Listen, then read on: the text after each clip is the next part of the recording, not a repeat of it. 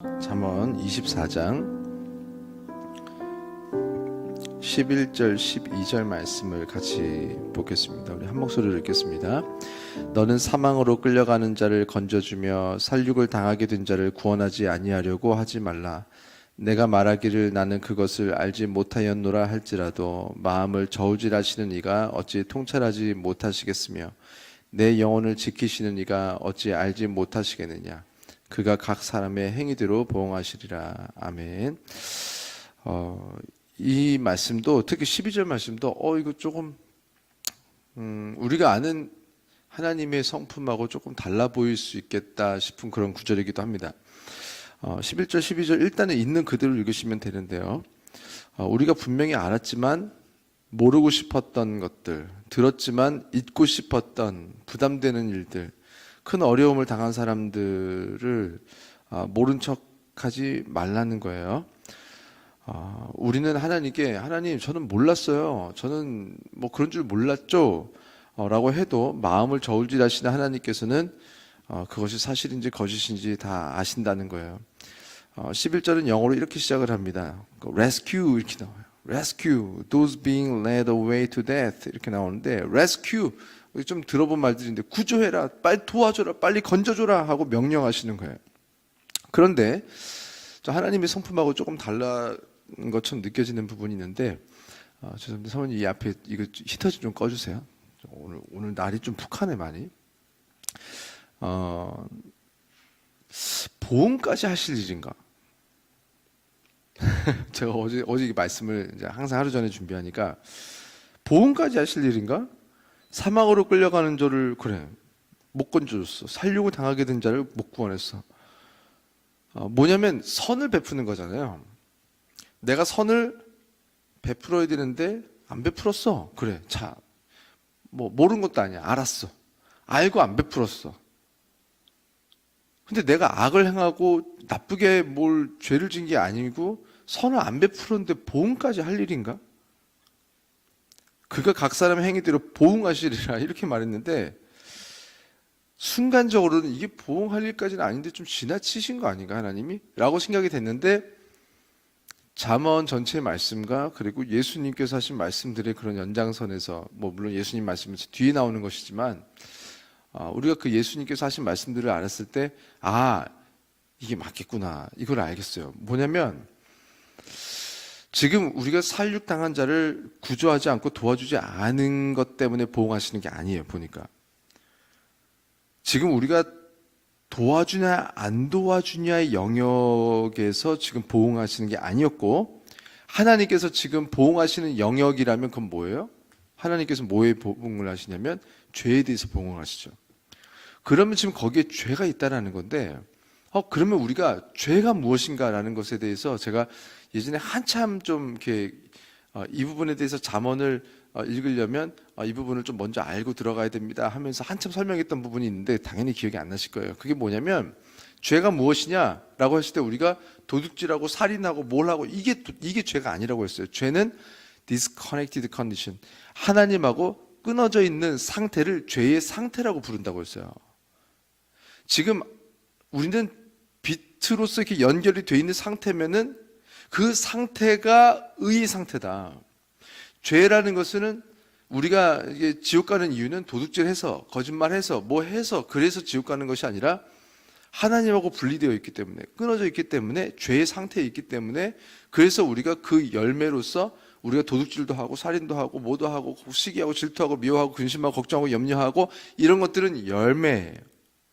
그리고 진짜 우리의 죄가 있는지 없는지를 말해주는 것은 열매가 아니라 뿌리라고 했어요. 그래서 사과 열매를 아무리 갖다 붙여도 우리 뿌리가 반뿌리면 당장은 우리가 억지로 사과 비슷한 것들을 맺어냈을지 몰라도 결국에는 다시 밤열매가 맺힌다는 거. 그래서 예수 믿고 우리가 변화되는 것은 열매가 아니라 우리의 뿌리가 바뀌는 것이고 그래서 반뿌리에서 사과 뿌리로 바뀌었더니 그 다음부터는 우리가 사과 열매를 맺어야지, 착해야지, 선해야지, 좋은 일을 해야지, 어려운 사람들을 구조해야지, 살육당한 자를 내가 도와야지 라고 하는 것이 아니라 우리가 예수 안에서 잘 살고 우리 뿌리가 변했더니 우리는 당장 우리 옆에 하나님께서 주시는 영양분만 잘 빨아먹었을 텐데, 그냥 말씀을 잘 빨아먹고 우리가 하나님께서 주시는 빛을 잘 받았을 뿐인데, 어느 날 겨울이 지나고 봄, 여름, 가을이 되니까 내 안에서 열매들, 성령의 열매들이 맺히고 있는 거예요. 근데 그 열매 중에 하나가 결국 우리가 사망으로 끌려가는 자들을 못 보는 거예요. 가가지고 막 건져주고 있고 살육 당하게 된 자들을 막 구원하고 싶은 그 마음이 생기는 거. 마음의 컬러가 하나님하고 닮아 있는 거. 아버지랑 닮으니까. 그래서 뭐냐면 거꾸로 읽어야 되는 거예요. 사망으로 끌려가는 자를 건져주지 않고 있어? 살육을 당하게 된 자를 구원하지 않고 있네? 너의 열매는 그런 것이구나. 그 열매가 그렇게 달리는 이유는 뭐냐면 너의 뿌리가 그런 것인데 그 뿌리가 죄의 상태에 있기 때문이다. 하나님은 그 죄에 대해서 보응을 하시는 거예요. 그래서 어쩌면은 우리가 오히려 하나님께서 우리를 지금 살아있는 상태에서 이걸 알려주시잖아요. 너 지금 사망으로 끌려간 자를 건져주지 않고 있다면 너 빨리 지금 눈치채고 빨리 너의 상태를 빨리 찾아라. 너는 지금 죄의 상태에 있다. 너가 지금 교회 다니고 너가 예배 드리고 뭐 봉사하고 뭐 선교도 하고 하니까 너는 괜찮은 것 같지? 아니야. 너는 지금 사망으로 끌려가는 자들을 보면서도 괜찮은 사람이야 지금. 그러니까 지금 교회 와가지고 내가 티나는 게 내가 뭔가 구원받은 사람들 것처럼 내 눈에 보이는 것들을 몇 개를 하고 안심을 하지만, 제가 최근에 계속 말씀드렸던 그냥 악하게 할 거 다 하고 그냥 월드비전에 가입해가지고 헐리우드 스타들이 막 가서 5억, 10억, 10억 가가지고 애들 막 주고 오니까 그냥 자기는 착한 사람인 것 같은 거예요. 근데 다시 돌아가면 여전히 악하게 하고 나쁘게 하고 더러운 짓들 하고 동성애하고 이러면서 결국에는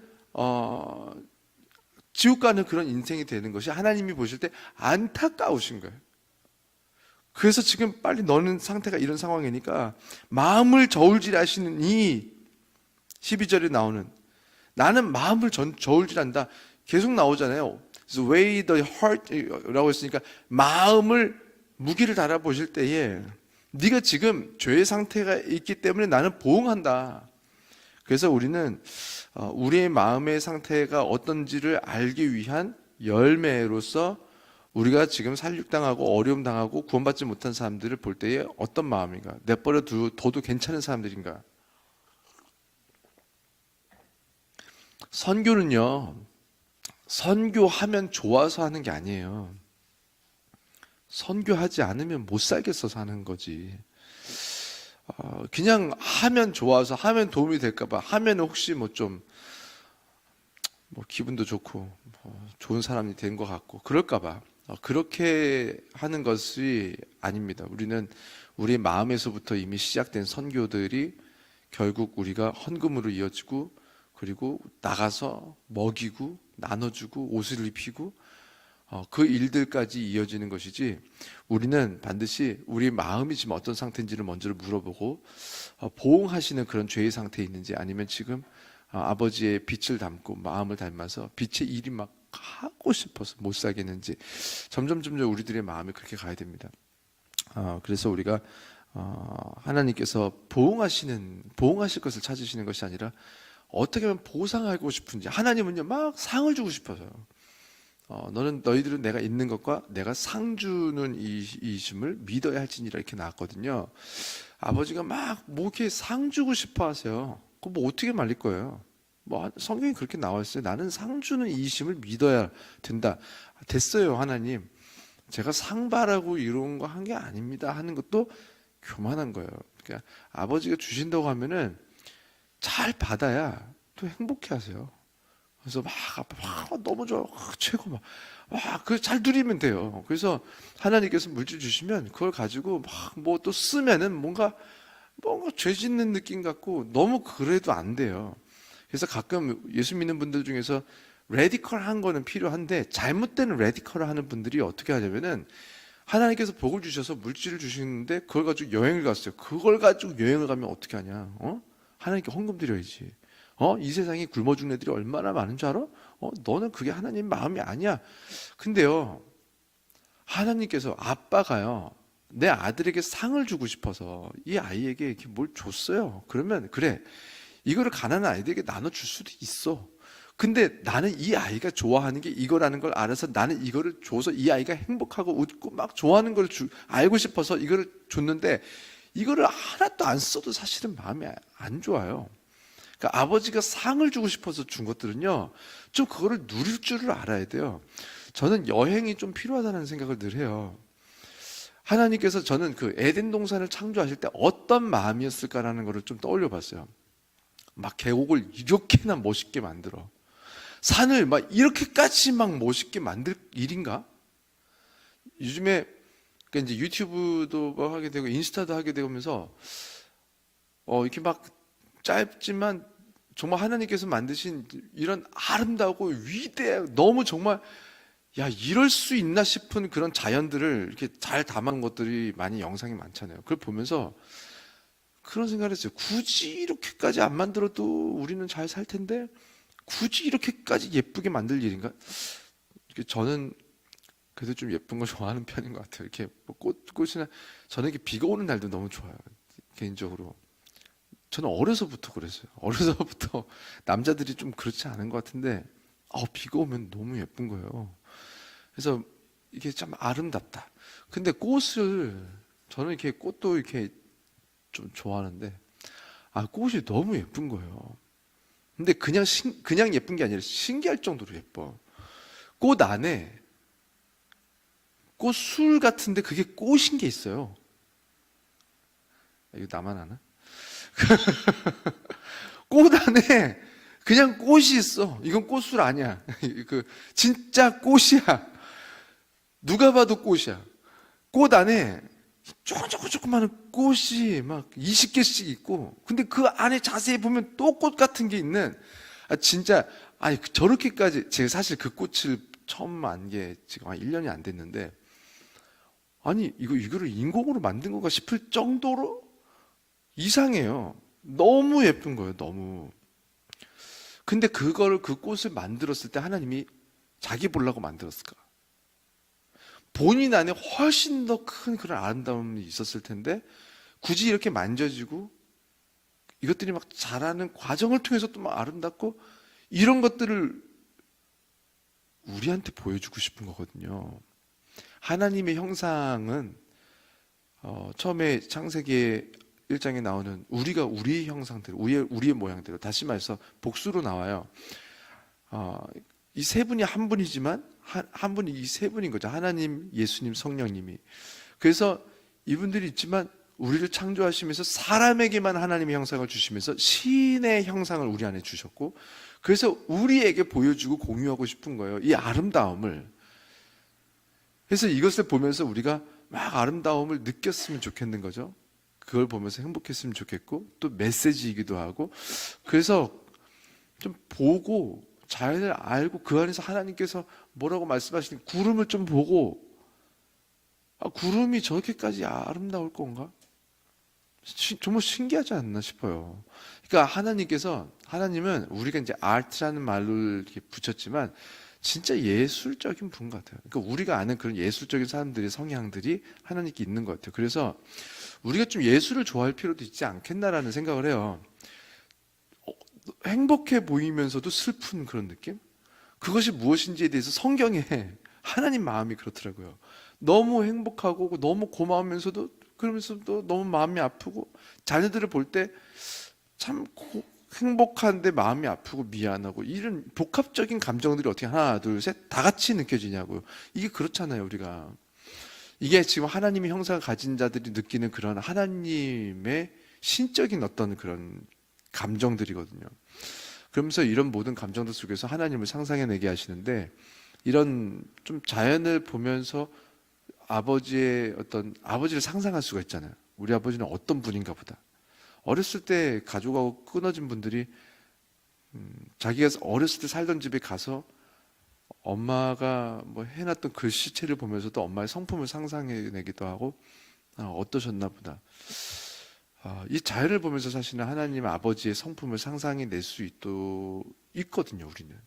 그래서 우리가 좀 여행을 다닐 필요도 있어요. 그래서 제가 지금 계획하고 생각하는 것 중에 하나가, 혹시 이번 꼭 겨울에 가지 못하더라도 우리가 좀 전교인이 좀 같이 자연으로 가서 자연 속에서 예배도 드리고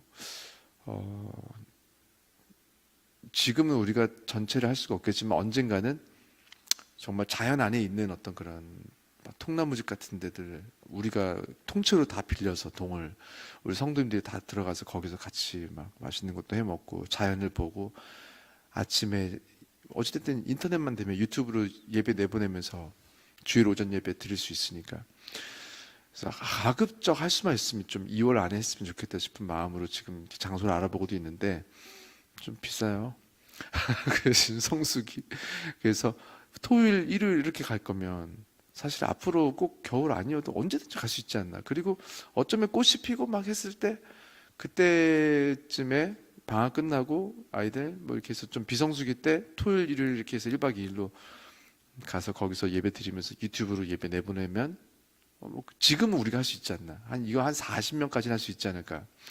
동 전체를 빌려도 이게 뭐 더 그 이상은 어려울 테니까 여기가 60명 70명만 돼도 어려울 거예요 아마. 그래서 지금 그렇게 크기 전에 빨리 좀 몇 번 하고 싶다. 두세 번 정도는 좀 이렇게 가고 싶다. 그런 마음으로 좀 준비하고 혹시 빨리 되면 2월 중에도 갈 수 있는 이제 지금 알아보고 있습니다.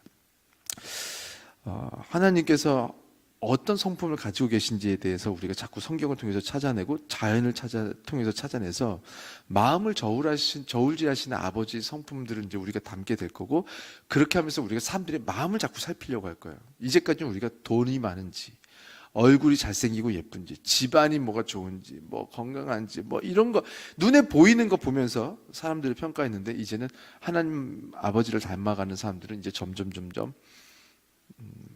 마음을 저울질하시는 것처럼 우리도 마음을 저울질하면서 마음이 아름답고 마음이 사랑스럽고 마음이 하나님을 닮은 사람들이 좋아질 거예요.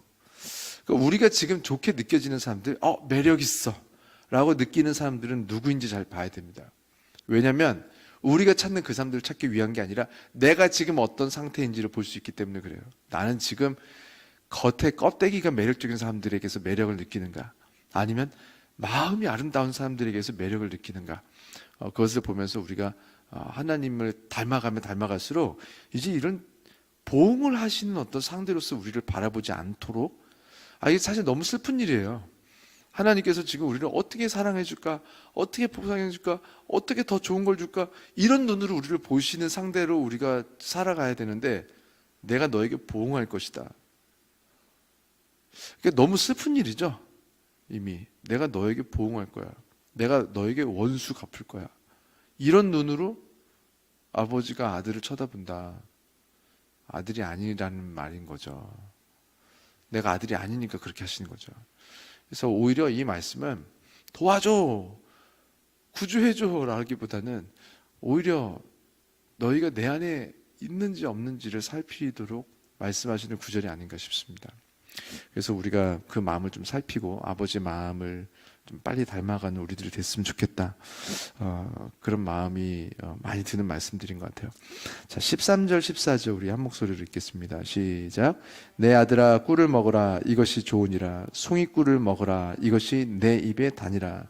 지혜가 내 영혼에게 이와 같은 줄을 알라. 이것을 얻으면 정령이 내 장래가 있겠고 내 소망이 끊어지지 아니하리라. 아멘. 예전에 그냥 성경을 이렇게 스토리 안에서 앞뒤 아버지께서 말씀하시는 구조 안에서 읽지 않는 분들은요 13절까지만 읽고 딱 멈췄다면은 순종한답시고 이제 쿠팡에 꿀을 주문했겠죠. 내 아들아 꿀을 먹어라 이것이 좋으니라. 누가 봐도 꿀이 좋다는 거예요. 송이꿀을 먹어라. 아카시아 꿀 안 되고 다른 꿀 안 되고 예수 믿는 사람들은 송이꿀을 먹어야 되는구나. 그래서 교회에서 광고할 수 있죠. 여러분 송이꿀 드십시오. 송이꿀 여성교회에서 송이꿀 팔아서 이렇게 송이꿀 드시게. 이게 하나님의 뜻입니다. 송이꿀을 먹으라. 근데 이것이 너 입에 다니까 입에 단 거 먹는 거 좋아하십니다. 여러분 단 거 많이 드세요. 교회에서 단 거 쫙 깔아놓고. 13절은요 14절 없이는요 해석이 안 되는 부분이에요. 14절에 보니까 지혜가 너의 영혼에게 이와 같은 줄을 알라 이렇게 나왔거든요. 결국 꿀 얘기하려는 게 아니에요. 너의 영혼에게 이와 같은 줄을 알라. 이것을 얻으면 정령이 너의 장래가 있겠고 소망이 끊어지지 않는다. 뭐냐면 지금 꿀은 지금 은유를 하신 거죠. 메타포로 나온 거예요. 그래서 지혜가 너의 영혼에게 이와 같다. 꿀은 너의 입에 이와 같다. 지금 이거를 어떻게 보면 시적으로 대꾸를 한 거예요. 송이꿀이 너의 입에 단 것처럼. 꿀이 이제 그 당시는요 굉장하게 고급 음식이었습니다. 엄청나게 비쌌고 이게 많은 사람들이 당이 필요하고 없는 상황이었어요. 그런 시대에 정말 다 모든 게 육체 노동. 그러니까 막 사람들이 팍팍 쓰러져 나가는 거예요. 그래서 그 사람들에게 근데 신기한 건 진짜 꿀이 입에 잠깐 닿으면 당이 들어있는 그 조금씩 들어있는 많은 음식들을 먹지 않아도 조금만 입에 딱 넣어도 갑자기 눈이 확 밝아지는 거. 제가 이게 당이 떨어진다 이런 느낌을 사실은 30대 초반까지도 잘 몰랐던 것 같은데 한 중반 넘어가면서부터 너무 막 그러니까 제가 30대 초반에 3번은 쓰러진 적이 있어요. 이렇게 탈진으로 너무 힘들어서 그래서 막 응급실에 실려가고 막 그랬었고 손가락이 돌아가고 막 그랬었는데 목회가 이렇게 힘든 거면 그만두고 싶다 막 싶을 정도로 잠을 못 자고 새벽 4시에 일어나서 밤 11시까지 외국인들 40명씩 데리고 제가 이제 목회 연수라는 거를 그러니까 해외에서 한 23개국 정도에서 오셨던 것 같아요. 한 달에 2팀이 한 번 오면 7박 8일에서 뭐 13박 14박일씩 한 달에 20일 이상을 그렇게 외국인 분들을 모시고 새벽 4시부터 밤 11시까지 데리고 다니는데 이 사람이 사나? 그렇게 하면서 청년부 담당 목사고 와 그렇게 하면서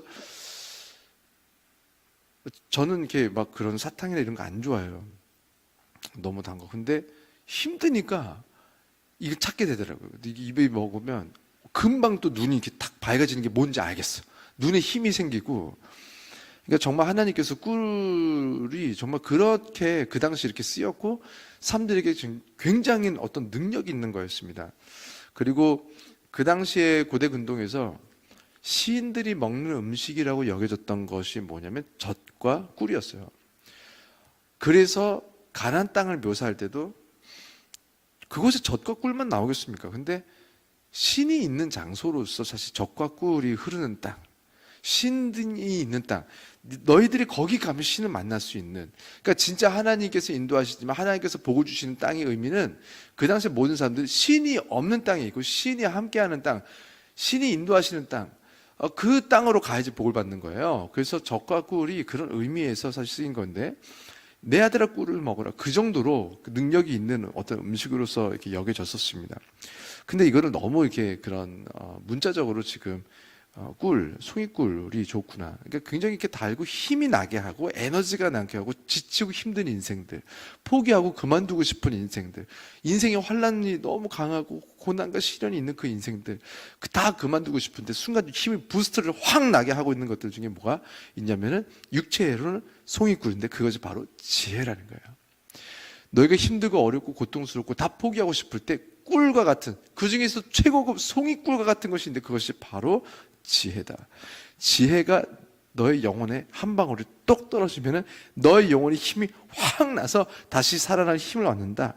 그래서 그 정도로 지혜를 사랑하라는 거야. 제가 16절 말씀을 너무너무 전하고 싶으나 한번 참아보겠습니다. 시간이 많이 가서 기도해야 되기 때문에.